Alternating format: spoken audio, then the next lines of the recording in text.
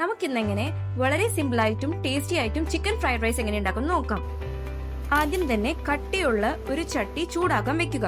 അതിനുശേഷം sunflower oil ഒഴിച്ചതിന് ശേഷം ഉപ്പ് മാത്രമായിട്ട് ബീറ്റ് ചെയ്ത മുട്ട അതിലേക്ക് ഒഴിക്കുക.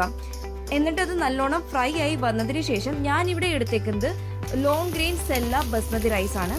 അത് മുട്ടയിലേക്ക് ചേർക്കുക. ഇനി യൂസ് ചെയ്യുന്നത് ഡാർക്ക് സോയാ സോസ് ആണ്. ഇത് ചട്ടിയുടെ അരികുവശം ചേർന്ന് വേണം ഒഴിക്കാനായിട്ട്. അപ്പോൾ നമുക്കൊരു ഫ്രൈഡ് ആയിട്ടൊരു ടേസ്റ്റ് നമ്മുടെ റൈസിന് കിട്ടും. ഇത് നമ്മൾ വേറൊരു പാത്രത്തിലേക്ക് മാറ്റി വെച്ചതിന് ശേഷം പിന്നെയും നമ്മൾ ആ ചട്ടിയിലേക്ക് നമ്മൾ സൺഫ്ലവർ ഓയിൽ ഒഴിച്ചതിന് ശേഷം നമ്മൾ വെളുത്തുള്ളി ചതച്ചു വെച്ചത് ചേർക്കാൻ പോവുകയാണ്. വെളുത്തുള്ളിയുടെ ആ കുത്തൊന്ന് മാറിയതിന് ശേഷം നമ്മൾ അരിഞ്ഞു വെച്ച വെജിറ്റബിൾസ്, ക്യാപ്സിക്കം, ക്യാബേജ്, ക്യാരറ്റ്, അനിയൻ ആൻഡ് ബീൻസ് ആണ് നമ്മൾ എടുത്തേക്കുന്നത്.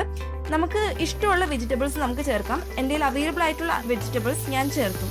അത് നല്ലോണം ഒന്ന് വാടി വന്നതിന് ശേഷം നമ്മളൊരല്പം ഉപ്പ് ചേർക്കുക. ഈ ഉപ്പും കൂടി വേണം നമ്മളതൊന്ന് യോജിപ്പിച്ച് വേണം എടുക്കാനായിട്ട്. ഇതിലേക്കും നമ്മൾ ഡാർക്ക് സോയാ സോസ് ഒഴിച്ചു കൊടുക്കുന്നത്.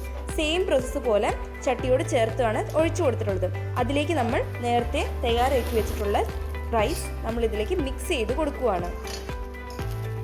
അതിലേക്ക് നമ്മൾ ലൈവായിട്ട് പൊടിച്ചു വെച്ച പെപ്പർ പൗഡർ നമ്മൾ ചേർക്കുന്നുണ്ട്. അതിനുശേഷം ഉപ്പും കുറച്ച് മുളക് പൊടിയും ചേർത്ത് നമ്മൾ ചിക്കൻ ഫ്രൈ ചെയ്തെടുത്തത് ഇതിലേക്ക് ചേർത്ത് കൊടുക്കാം. കുറച്ച് ചിക്കനും കുറച്ച് വെജിറ്റബിൾസും ഉണ്ടെങ്കിൽ നമുക്ക് ഈസി ആയിട്ട് ഒരു ചിക്കൻ ഫ്രൈഡ് റൈസ് നമുക്ക് റെഡിയാക്കാം. അപ്പോൾ എല്ലാവരും ട്രൈ ചെയ്യണം. Okay, thank you.